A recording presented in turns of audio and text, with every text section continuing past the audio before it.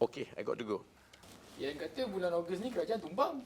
Well, PN kata macam-macam. PN juga kata bulan Ogos ni harga barang naik 20%. Harga barang tak adalah naik 20%, malah inflasi turun. Sekarang ini kalau ikut sampai ke akhir Julai, ialah pada kadar yang paling rendah sejak 1 tahun lebih, 2%. PN kata tumbang Ogos. Hari ini 30 hari bulan, tinggal 1 hari lagi. Saya tak rasalah PN kerajaan ini akan tumbang lah, insyaAllah. Jadi isu dia bukan isu kerajaan tumbang ke tidak. Bagi saya isu yang lebih besar ialah kalau kita berterusan bergelumang dengan pembohongan. Di negara lain, dalam masyarakat lain, saya tak rasa pengundi mereka dan rakyat mereka boleh membenarkan ada satu kumpulan, dalam kes kita ni ialah pembangkang negara. Ketua pembangkang yang apa nama ni, maksudnya yang duk sebut kerajaan tumbang ni, ini bukan pakcik tepi jalan ni. Ini ialah pimpinan-pimpinan Pakatan Pembangkang daripada Perikatan Nasional. Kalau di negara lain, contohnya, ambillah contoh di UK, kerajaan konservatif, pembangkang Labour kan. Saya tak rasa kalau ketua pembangkang, ketua parti buruh itu pandai-pandai cakap, bulan 8 nanti kerajaan akan jatuh. Bila sampai tak jatuh, saya tak rasa rakyat British akan memaafkan parti Labour. Kita punya masalah sekarang ni bukan soal kerajaan jatuh ke tak jatuh. Masalahnya bila masyarakat kita terus membenarkan pembohongan demi pembohongan, dan we don't take those who lie to task. Jadi sebab itu kita ada pimpinan-pimpinan daripada Perikatan Nasional ni yang secara berterusan boleh berbohong.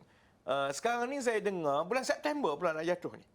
Jadi kita akan melalui bulan September. Kalau tak jatuh, dia kata lagi, oh nanti bulan Oktober pula kan. Saya sebenarnya tak adalah kisah sangat, ikut suka dia lah dia nak berbohong berkali-kali. Kerana lama-lama rakyat nampak lah.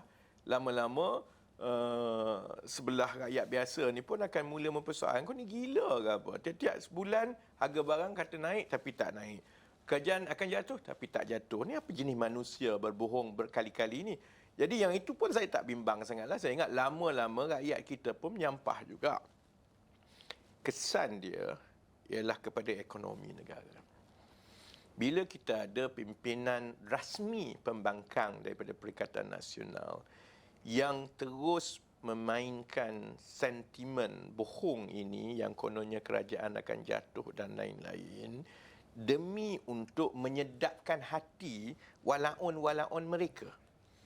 Kalau kesan dia itu hanya walaun mereka tu kecewa, tu ikut suka dia lah. Dia nak balik frust menongging ke apa, dia tak ada kesan. Tetapi pelabur, bila dia nak melabur di dalam sesebuah negara, dia tengok kepada kestabilan politik. Dan Malaysia ada sejarah sejak 2018, bermula juga daripada geng-geng Perikatan Nasional ni lah yang tebuk atap dulu ni. Jadi tebuk atap mula-mula, lepas tu 18 bulan jatuh, lepas tu bergolak lagi. Jadi akhirnya sekarang ini satu perkara utama yang terus dinilai oleh pelabur, baik pelabur jangka panjang melalui FDI ataupun pelabur jangka pendek melalui pelabur-pelabur portfolio dana yang masuk ke bursa dan lain-lain ini, ialah dia nak tahu kerajaan ni betul-betul akan kekal 5 tahun ke tidak. Sebab mereka suka dengan perancangan ekonomi dan pembentangan yang kita dah buat. Setiap kali kita bentang, kita boleh tengok dia ada kesan kepada bursa. Tak percaya, pergilah tengok bursa. Pergi tengok bursa, bila ada pembentangan ekonomi madani, dia naik. Bila kita bercakap tentang peralihan tenaga, bursa naik. Jadi memang sudah ada tindak balas daripada pelabur-pelabur kerana mereka suka. Sebab tu juga kita tengok ada Infineon, Tesla lah, Geely lah, Rongshan dan sebagainya. Puluh-puluh bilion bagi komitmen untuk melabur. Tapi mereka akan tetap tanya, ni kekal ke tidak ni? Sebab kalau kerajaan jatuh, aku tak nak masuk lah. Jadi, bila kita ada Pakatan Rasmi Pembangkang Perikatan Nasional yang berulang-ulang membohongi rakyat semata-mata untuk menyedapkan hati dan membakar semangat walaun-walaun mereka, itu sebenarnya sangatlah tidak bertanggungjawab kepada negara. kerana itu menggoyang keyakinan pelabur-pelabur kepada negara. Yang terkesan, dia bukan soal menteri kami sangat ke apa. Saya boleh je sebenarnya masuk clock in, clock out. Macam menteri-menteri dia orang sebelum ini, Perikatan Nasional. Clock in, clock out, ambil gaji, tak buat apa. Tak apa. Sebab gaji tu tak masuk. Kami tu tak masuk. Kalau saya buat keputusan, lepas ini aku nak goyang kaki macam menteri-menteri sebelum ini. Tak payahlah kerja, tak payahlah terang semua. Ambil gaji saja, kemudian hidup senang lenang. Saya tetap dapat gaji. Tapi yang akan ada kesan, bila pelabur tak masuk, pelabur tak yakin, pelabur bimbang sebab kestabilan politik ni. Betul ke tidak ni? Sebab kalau ikut, sebab yang cakap ni bukan pakcik tepi jalan. Yang cakap ini ialah pimpinan kanan daripada Pakatan Pembangkang Rasmi. Dia ada kesan dia. Dan bila itu berlaku, pelabur tak masuk, kerja tak ada. Nanti anak-anak muda yang keluar universiti nanti susah nak cari kerja. Jadi kalau saya nampak menyampah sedikit pasal benda ni, dia tak ada kena-mena, ikut suka dia lah bagi saya. Lama-lama lagi banyak dia cakap, lagi lama lah dia kena gelakkan ke orang. Sebab daripada Ogos jadi kepada September, jadi kepada Oktober. Kalau dia nak berterusan pun, saya ingat lama-lama yang frust menongging ni ialah penyokong dia. Macam masa mula-mula pembentukan kerajaan dulu, dia juga ada beritahu cukup jumlah sana, cukup jumlah sini. Lepas tu, dia tak pernah minta maaf pun Najadi ni. Tak pernah minta maaf pun sampai sekarang. Dia boleh kata kepada penyokong dia cukup jumlah. Padahal kita semua tahu benda tu tak betul.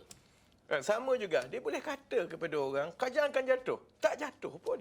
Tapi dia tak ada nak minta maaf, nak rasa bersalah. Jadi, kalau dia nak bagi penyokong dia frust, ikut suka dia lah. Tapi, kalau ini berterusan, yang akan jadi mangsa adalah rakyat kerana dia memanjangkan atau dia mereka-reka cerita politik yang menggambarkan kerajaan akan jatuh sedangkan perkara itu tidak akan berlaku.